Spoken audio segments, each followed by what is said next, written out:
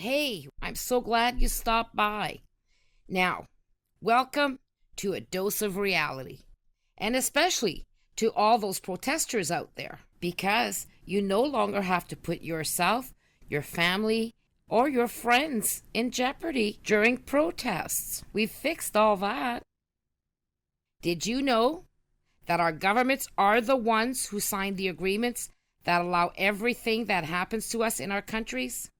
Like tar sands, chemtrails, which is actually cloud seeding as well if you look through the government website. And then we have fracking, Monsanto, the problems with the pipelines, uranium, etc., etc., etc.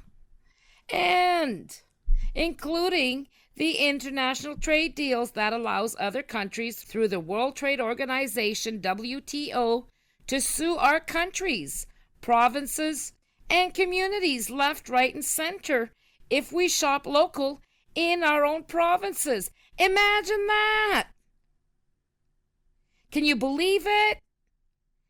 They are determined to force their new world order on us, one way or another, either through trade deals, our love of the environment, or even if they have to play good cop, bad cop while they cop us to death with COP21. Here's an example regarding green technology, for God's sakes. Ontarians paid $37 billion extra for electricity from 2006 to 2014.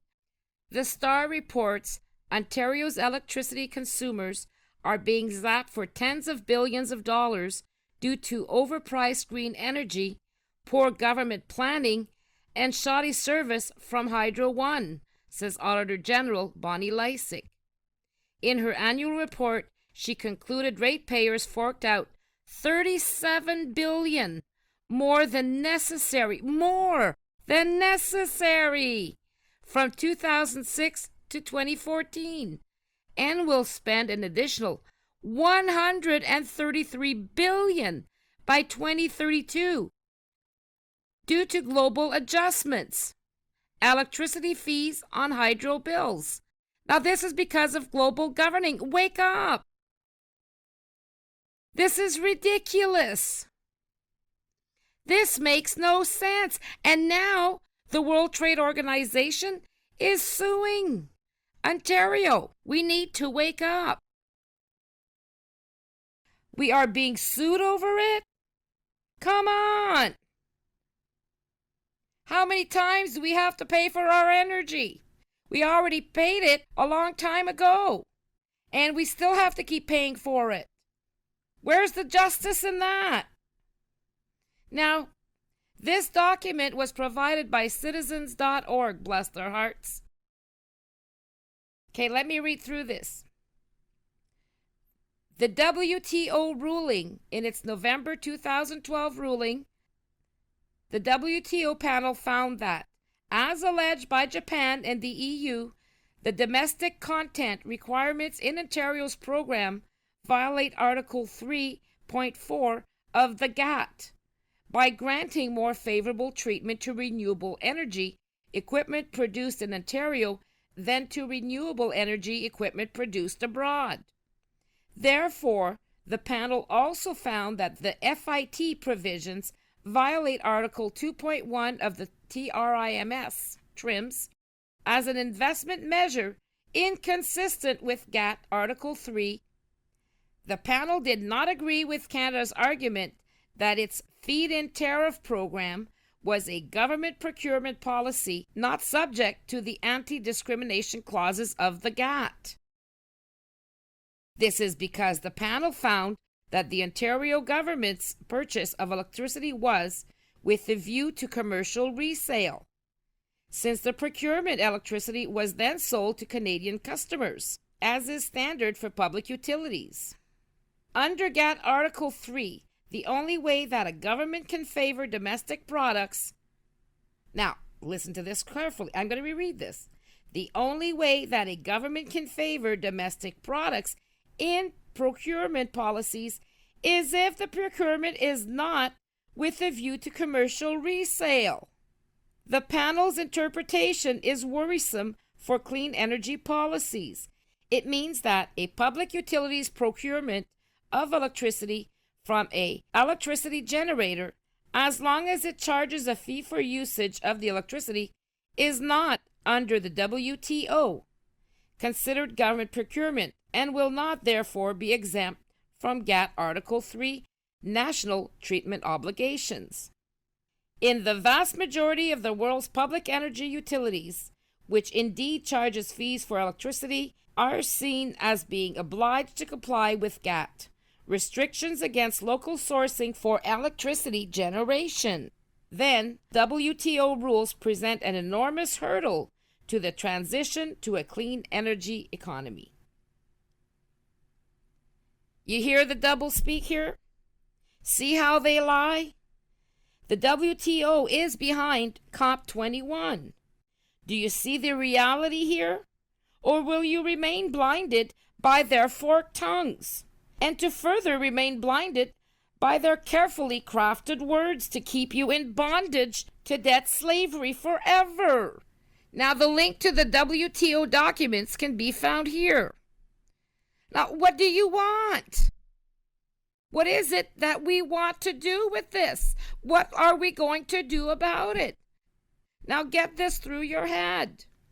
No offense, but our governments don't give a rat's ass about us or our rights unless we have the majority of support from the people united in our province, state, or country.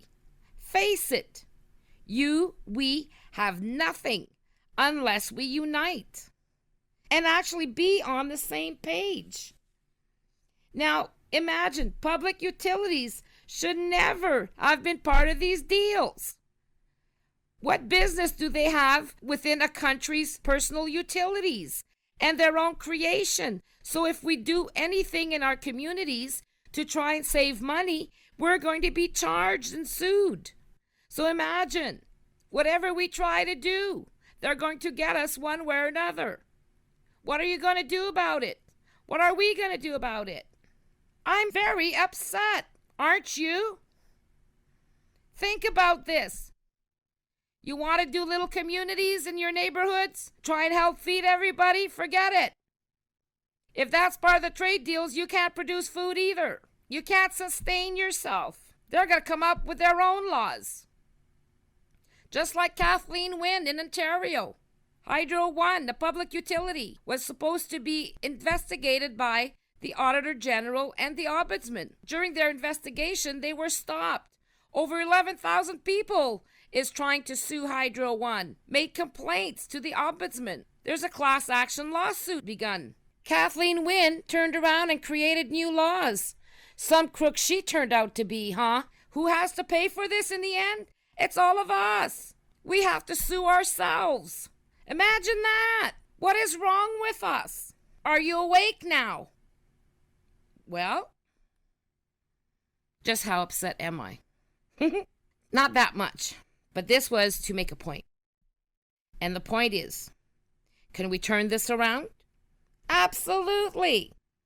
We have a small window of opportunity to stop global governance and debt slavery, and to actually become the final decision makers in our countries, to turn taxation into dividends. And that's the easy part. It's magic. It's people magic. All we need is you, the convention of consent, and the stroke of a pen. Then we focus on one question. Who is best to decide for you, your family, and your country, so that everyone can stop arguing in order to remove ourselves from their divide and conquer trap and stop ourselves from being in fear of change? Now, the hard part will be to toss our egos aside and be more understanding, respectful, compassionate, and grow some patience and balls. Well, and not to mention a whole lot of love, as we need to see ourselves for what we truly are. Human beings, all equals, none better or more special than another, which is what we actually are within all of creation. It's common sense. There's no separation. Once people realize this, then the powers that be can no longer control us or have any power over us whatsoever. There is no reason to fear change. And as far as I'm concerned, with the World Trade suing Ontario, our solution for that is to reinstate the Bank of Canada to its original mandate and to make everything free. We've already paid for it. There's no reason why we should be paying for taxation or our energy. That should be automatic. And that can be automatic once we become the shareholders of our countries and the final decision makers. And that's what the Convention of Consent does. What are we waiting for? Isn't this exciting? It's easy. So first, what we'd recommend is for all activists to sign up to Common Ground Project Network.networkmaker.com. I know it's kind of long, but all of the activists together can produce amazing things as long as we stop fighting. And those ready to convert your province or state majority of communities into your own shareholding dividend makers, join us on universalalliance.org. Remember, the UN is not your friend, and neither are those who infiltrated the Vatican or our governments. But together, they can't outsmart us. Together, we stand strong, and together, we can do this. And ensure that nobody ever goes hungry again, is ever homeless, or ever has to worry about not being able to eat or pay your rent. So what do you say? Now, first of all, we need to be educated. So please watch our video, 8 Minutes to Save Your Country, as this affects a lot of the Commonwealth nations. Are you in? If so, join us at commongroundprojectnetwork.networkmaker.com and universalalliance.org, and also iaccuse.com if you want to see some facts. See you there.